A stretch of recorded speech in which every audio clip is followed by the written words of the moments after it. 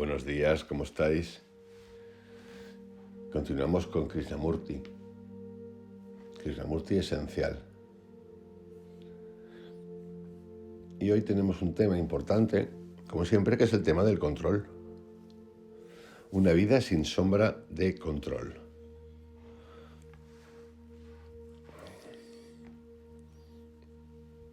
¿Cuántas cosas hacemos al día? ¿Cuántas cosas nos suceden al día que cuando las miramos tienen un espacio o de control o de ser controlados? Claro que todo esto siempre reside en nuestra mente. ¿Qué lugar ocupa la meditación en la vida diaria? ¿O la meditación es algo separado de la vida cotidiana? ¿Se trata solo de la idea de que debemos meditar? ¿De que debemos hacer esto o aquello? ¿Llegamos a una conclusión e introducimos ese concepto en nuestra vida diaria? ¿O intentamos descubrir qué relación tiene la acción con ese darse cuenta total de la conciencia? Krishnamurti, como ya hemos hablado muchas veces en este canal, es el primero que dice, o el primero que yo he escuchado, si tenéis alguno más me lo decís porque me encantaría saberlo, que cuando habla de la meditación, y habla mucho de la meditación, tiene libros dedicados a la meditación, audios enteros de horas dedicados a la meditación, la mente meditación, qué es la meditación, muchísimas cosas. Es el primero que nos habla acerca de que podemos pasar perfectamente sin la meditación. ¿Y por qué? Por algo muy sencillo. Dice que en realidad la meditación ni puede ser un entrenamiento, ni puede ser una estructura, ni puede ser un orden. Y que a ese punto, a lo que trae la meditación, él no está negando que meditemos, no lo niega en absoluto, también se puede llegar con los actos de presencia, con el acto de presencia, con estar presente en cada momento del día. Y de esto hemos hablado mucho aquí. ¿Por qué debemos meditar? Nuestra vida cotidiana es muy infeliz, muy mezquina. Hay conflicto, desdicha, sufrimiento, nos engañan, nos sentimos engañados. Así es nuestra vida. Pero, ¿por qué queremos incluir la meditación en todo esto? O comprender el significado, la estructura, las reacciones del conflicto, del sufrimiento, de la arrogancia, del orgullo, etc. ¿Es esto parte de la meditación? No se trata de meditar y luego llevarlo a la acción, llevarlo a la vida diaria, sino más bien durante la vida cotidiana, cuando vaya a la oficina, cuando esté trabajando en una fábrica, arando un campo, hablando con su esposa, con su esposo, con su muchacha, con un muchacho, observar las propias reacciones. Es decir, un acto de presencia. El investigar y comprender estas reacciones, porque es celoso, porque tiene ese estado de ansiedad, porque acepta la autoridad sin cuestionarla, porque depende de otro. Esa investigación en sí misma es meditación. No es al revés. No es una comprensión intelectual. Ayer publicamos la primera parte del curso de Conciencia Psicología Cuántica. Y ya empezamos a hablar de esto. Hicimos el primer ejercicio, la primera puerta o puente que hemos de pasar, que es la del observador, cuestionar acerca de esto. Si medita y entonces lleva eso que cree que es meditación a la vida diaria, se genera un conflicto. No obstante, usted cree que debe hacerlo y lo lleva a la vida diaria, lo convierte en acción, generando así contradicción.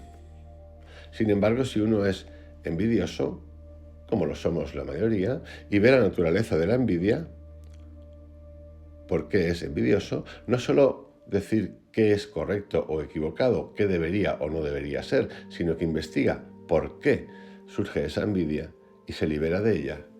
Eso es el movimiento de la meditación. Ahí no hay conflicto.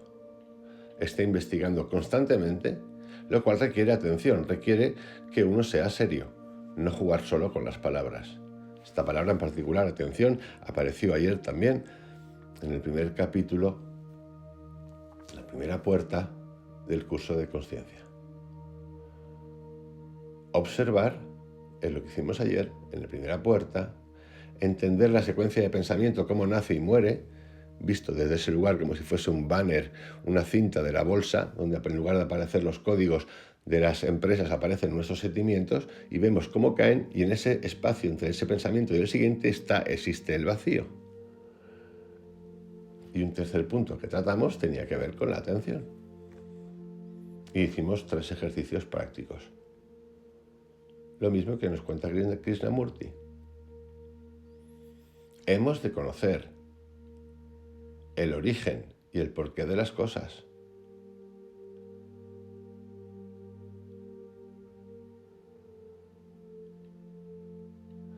Esto debemos de conocer el origen y el porqué de las cosas. En la ciencia está muy claro, pero yo no sé qué pasa que cuando llegamos a la parte de la ciencia del cuerpo, de la mente, que son nuestras emociones, que en realidad es lo que nos dirige y nos gobierna en nuestra vida, tenemos miedo a preguntarnos. Nos entra lo que se llamaría en España el canguelo, que viene a ser así, algo así como un freak out, como que me entra el tembleque, y aquí ya no cuestiono nada ni me pregunto nada, aunque sea en silencio, en nuestro interior, ya no digo en el psiquiatra, psicólogo, coach, con amigos, no. Porque claro, dices, ¿cómo voy a cuestionar yo esto que me viene de aquí? Por ejemplo, de la familia. ¿O de dónde me viene esto? Nos entra el canguelo. Hay que ser muy valientes, y hemos de ser valientes, sobre todo, y si queréis, agarrándonos a la idea de que en estos procesos los hacemos solos, nadie más nos enjuicia. El único que puede enjuiciarnos, y a veces lo hemos hecho mucho, somos nosotros. Por lo tanto, soltar, que no pasa nada. No pasa nada. Así pues, la meditación tiene un lugar en la vida diaria cuando se investiga toda la naturaleza y la estructura del propio ser, las reacciones de uno, el estado de la propia conciencia, porque uno cree o no cree, porque uno acepta las influencias de las instituciones, etc. Todo eso es el verdadero movimiento de la meditación. Si realmente lo hacemos, no de forma teórica, sino hacerlo, entonces empezaremos a comprender la naturaleza de la conciencia. No dependerá de algo que dijo Freud, algo que dijo algún psicólogo, algo que dijo algún gurú, algo que dijo algún motivador. Estaré investigando todo su ser, ese ser que es su propia conciencia. Aquí en este canal hemos compartido y hemos explorado juntos este apartado último. Yo he llegado a la conclusión, sinceramente, de que en el primer paso, que lo he deseado siempre, lo he querido, en muchos aspectos de mi vida, emocionales, de pareja, de carácter, de intensidad emocional, yo no he podido hacerlo solo. Yo entiendo a Krishnamurti y me parece fascinante, es el entorno ideal, pero yo lo he encontrado muy difícil. ¿Por qué lo he encontrado difícil? O no supe o no pude, no lo sé, no importa, es una experiencia mía personal, cada uno tiene la suya, porque me di cuenta, y lo intenté, que mi mente, anclada en un montón de pensamientos y hábitos del pasado, me estaba ninguneando. Era como una serpiente que entraba por un lado o por otro, hasta puntos increíbles, hasta puntos que me hacía ver a las pocas semanas, a los pocos días, vas bien, van bien, pero era mentira porque estaba llevándome hacia un lugar para luego llevarme al contrario. No quería cambiar, no me dejaba.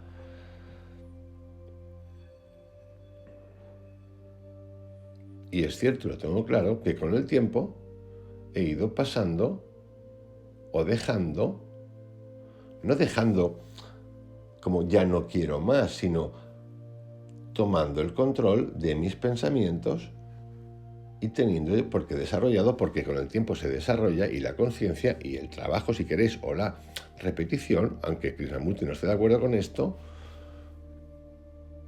de la voluntad y las ideas y pensamientos nuevos que me permiten ya funcionar de una manera más libre, o libre con libre albedrío, con menos dependencias.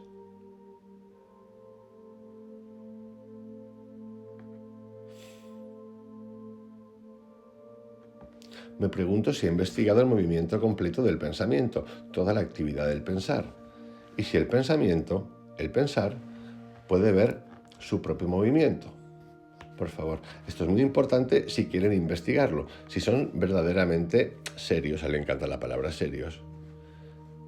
Yo la quito, porque ya la seriedad pues no me invita, o sea, no tengo por qué estar serio, puedo estar sonriendo, que es lo que me gusta. Porque podemos decir, si somos verdaderamente amables con nosotros, que es de lo que se trata, de saber, no de estar acumulando y tapar, sino de saber, por lo tanto, lo de serios no me gusta, sería amables. Si somos verdaderamente amables con nosotros, es fundamental comprender primero esta cuestión. Puede que diga, estoy observando mi consciencia a través de mis creencias, de mis miedos, de mis placeres, de mi sufrimiento. Puede que me dé cuenta del contenido de mi consciencia diciendo, sí, tengo miedo, soy codicioso, sufro, soy arrogante, orgullosa, etc. Puede que estemos observando el contenido de la consciencia, puede que esté haciéndolo, pero ¿soy yo diferente de mi consciencia? Una cosa que yo he encontrado de vital importancia en Krishnamurti, siendo muy difícil en mi opinión hacer esto solo, pero sí que lo encuentro de grandísima ayuda, es el hecho de que nos brinda una serie de preguntas clarísimas que nos invita a hacernos, y esas son las que utilizamos muchas veces, y yo utilizo muchísimas veces cuando me ocurren cosas. Eso también lo hacemos muchas veces cuando vamos a un psiquiatra, a un psicólogo, a un coach motivacional, emocional, lo que queráis. Algunos. Es decir, yo estoy observando mi consciencia, pero ese yo es la codicia, ese yo es la ansiedad, ese yo es el miedo, ese yo es el que está ansioso, insegura, sufre, lo cual es mi consciencia. Yo no soy diferente de mi consciencia, no soy diferente de lo que pienso, no soy diferente de las experiencias que he tenido, no soy algo diferente o estoy totalmente separado de mi ansiedad o de mis miedos. Yo soy eso, puedo pensar que soy Dios, pero ese pensar es parte de mí, de ese mí que inventa a Dios. Eso es importante que lo entendamos, porque ayer en el ejercicio que hicimos un ejercicio que expliqué, en el que nosotros establecíamos una disociación, es decir, un distanciamiento. Creamos un Vicente clon, una María clon, una Jenny clon, una Laura clon, para aprender qué era el observador y cómo observar.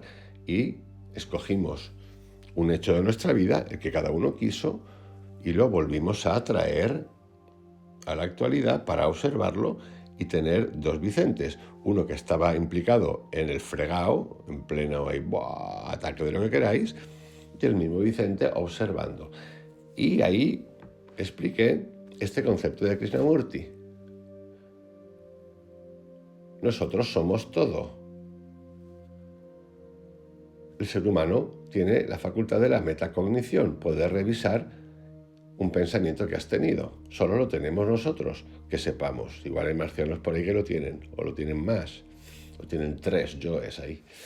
No lo sé. Pero seguimos siendo todo. Lo que dijimos fue un ejercicio para aprender a observar. Por eso disociamos. Así pues, si el observador es lo observado, siendo lo observado la consciencia, la siguiente pregunta es, ¿puede la consciencia darse cuenta de su propio movimiento? Para expresarlo de forma simple, ¿es posible darse cuenta cuando surge el enojo y que no haya un yo que esté separado del enojo? Uno está enojado. En ese momento de enojo, uno no reconoce que está enojado. ¿Se han dado cuenta de esto? En ese instante, en ese momento de enojo intenso, solo existe ese estado. Un minuto más tarde, digo que he estado enojado, lo cual significa que reconozco algo del pasado, que ha sucedido en el pasado, y a continuación digo, eso es enojo. Sin embargo, en el momento de estar enojado, no había reconocimiento, no nombraba esa reacción. Empiezo a nombrarla un minuto más tarde, pero el nombrar viene del pasado. El nombrar es reconocer algo del pasado en forma de una reacción presente. Ahora bien, ¿es posible no nombrar esa reacción presente y solo observarla sin nombrar? Sin nombrar. En el momento en el que la nombro, la reconozco y por tanto eso refuerza la reacción. Todo esto es muy interesante. Esto lo explica en un ejemplo que ya hemos hecho el vídeo audio acerca del miedo. Y una de las claves que nos da Krishnamurti es la del no nombrar, porque al nombrar etiquetamos y le metemos una carga y se nos pierden un montón de sensibilidades que contiene ese hecho. Ese hecho pudiendo ser una emoción o el ejemplo que nos ha puesto tantas veces del árbol. Y aquí lo explica. O sea, la palabra no es la cosa. La palabra carpa no es el hecho real, pero nosotros nos movemos con la palabra y no con los hechos. Por eso es tan importante comprender, ver el hecho de que la palabra no es la cosa. Cuando surge el enojo, siendo el enojo una reacción, debemos observar sin nombrarlo. Entonces esa reacción se desvanece. Pero si la nombra, la refuerza. Y ese reforzar viene del pasado. Eso sería el ejemplo que hemos puesto hace un minuto, el del observador. Vicente está en estado de furia y Vicente se observa sin ninguna opinión, sin etiquetar su estado de furia, simplemente observa. Está chillando, está gritando, está vehemente.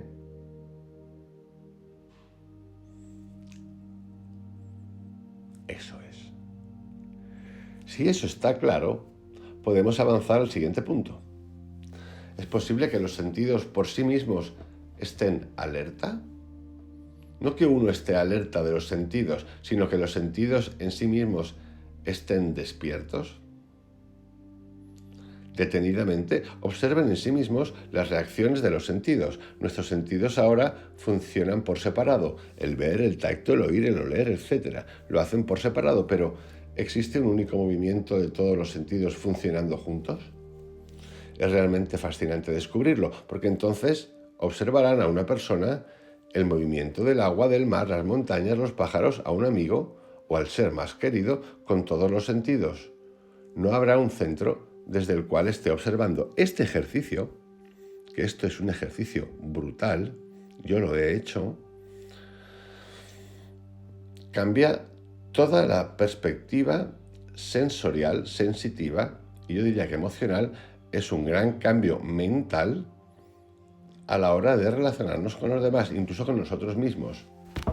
Por un momento, yo os recomiendo, en pequeños espacios de tiempo, y que lo hagáis a propósito, es decir, voy a hacerlo, que en un momento dado, voy a poner varios ejemplos, os pongáis delante del mar, en la playa, y decidáis sentir ese mar con todos los sentidos, con la vista, con el tacto, con el oír, con el olfato, con todos, ser conscientes de ellos y veréis lo que ocurre.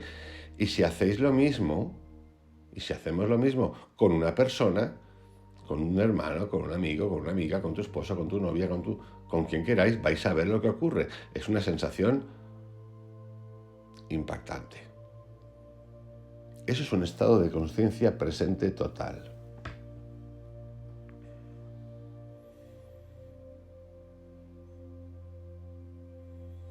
Es decirle al cuerpo, a la mente, que esté donde tú quieres que está.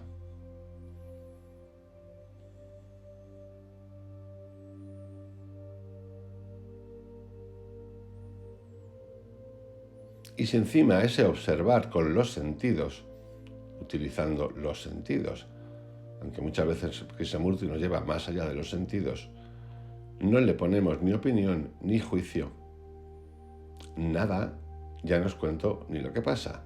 Esto es lo que estamos haciendo en el curso de Conciencia y Psicología Cuántica, aprendiendo a hacer esto. háganlo, pruébenlo, no acepten nada, pruébenlo por sí mismos. Si huele algo agradable, un perfume en el frescor de la mañana cuando el aire es limpio, lavado por la lluvia,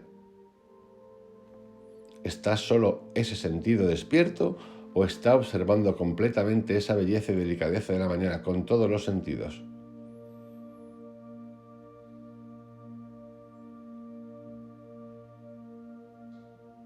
Y claro, nos han contado y nos han descubierto que cada persona podemos tener despiertos o ser más olfativos o cinestésicos o combinaciones, pero eso no quiere decir que aceptemos esa etiqueta Vicente es más visual y que ya nos defina. Nosotros podemos hacer el ejercicio de la multisensorialidad a la vez. Si queréis llamar esto inducción, lo llamáis, me da lo mismo. Pero hacer el ejercicio.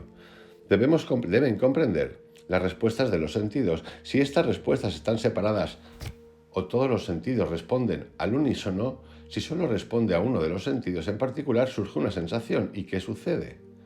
Cuando solo reaccionamos a un perfume que olemos con el olfato, el resto de los sentidos están más o menos dormidos. Hagan la prueba y lo verán. Si huelen una flor, estoy preguntando. ¿Hay una respuesta completa de todos los sentidos? No tan solo del olfato, sino de todo el organismo que responde con esos sentidos. Cuando escuchan un ruido, responden de forma completa, de manera que no exista ninguna resistencia ni enojo hacia ese ruido y permanecen por completo con ese ruido. Pueden mirar una montaña, esa montaña que ven cada mañana y cada atardecer, no solo con los ojos ópticos, sino percibirla con todos los sentidos. Si lo hacen, no hay ningún centro desde el cual estén mirando. Pruébenlo, miren con todo su ser, con todos los sentidos. Entonces verán que están mirando algo como si fuera por primera vez, no con la memoria y los ojos repetitivos. Así que la siguiente pregunta es, ¿puede el pensamiento darse cuenta de sí mismo? En este momento están pensando. ¿No es cierto? Cuando les planteo una pregunta, empieza todo el movimiento del pensar. ¿No es cierto? Es algo obvio, pero lo que ahora estoy preguntando es si el mismo pensar puede verse a sí mismo pensando. Y creo que no es posible. Es decir, estoy preguntando si es posible vivir la vida sin un solo conflicto, sin un solo esfuerzo, sin ningún control. Nosotros vivimos a base de esfuerzos, de luchas. Es lo que nos han contado desde el principio, que acerca al éxito. Siempre está el movimiento del lograr. Vivimos en perpetua lucha, batalla, contradicción. Debo hacer esto, debo hacer aquello, debo controlarme, porque no debería controlarme, esto es anticuado, voy a hacer lo que quiera. Todo esto es una expresión de la violencia. Sí, lo es. Lo es. Es violencia hacia nosotros.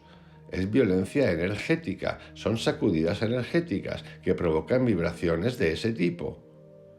Y no pasa nada, no tomároslo como esto, ay, que mejor que no me mueva. Y no pasa nada, estamos aprendiendo. Lo importante con Krishnamurti, con todo, es aprender. Y no tomarlo, si de repente vemos algo con claridad y lo tenemos, o reconocemos que lo tenemos como algo. No pasa nada, aquí no pasa nada. Por eso estamos preguntando si es posible vivir sin la más mínima sombra de control, lo cual no significa hacer todo lo que uno quiere. Eso es demasiado infantil, porque no es posible hacer todo lo que uno quiere. Y si hay control, aparecerá el conflicto, habrá una constante batalla, que se expresará de diferentes maneras a lo largo de la vida, en diferentes formas de violencia, tales como la represión, la neurosis o la permisividad. De modo que estoy preguntándome a mí misma, y a usted, y a ti, Si es posible vivir la vida diaria sin ninguna sombra de control. Para vivir de esa manera, tengo que descubrir quién es el controlador. O sea, ¿es el controlador diferente de lo controlado?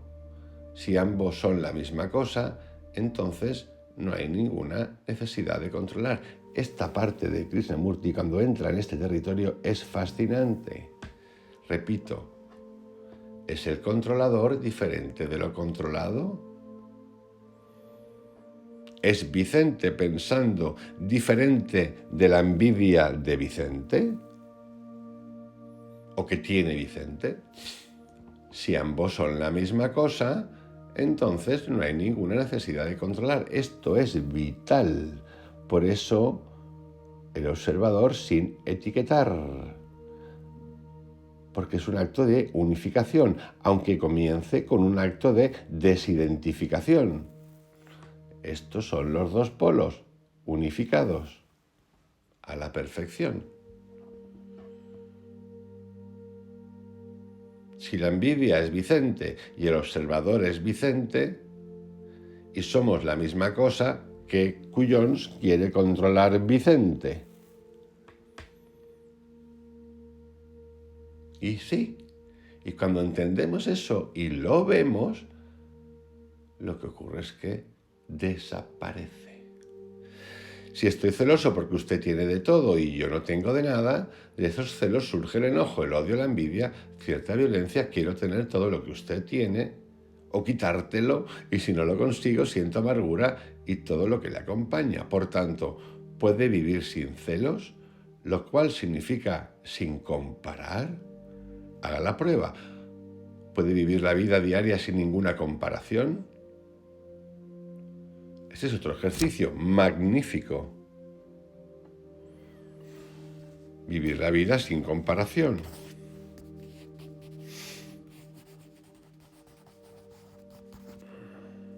¿Cuántas veces nos comparamos todo el día?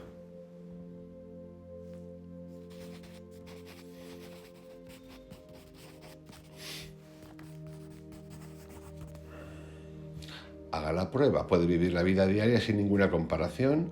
Por supuesto. Debe comparar cuando elige una ropa. No estoy hablando de eso, estoy diciendo no tener ninguna medida psicológica, lo cual es comparación.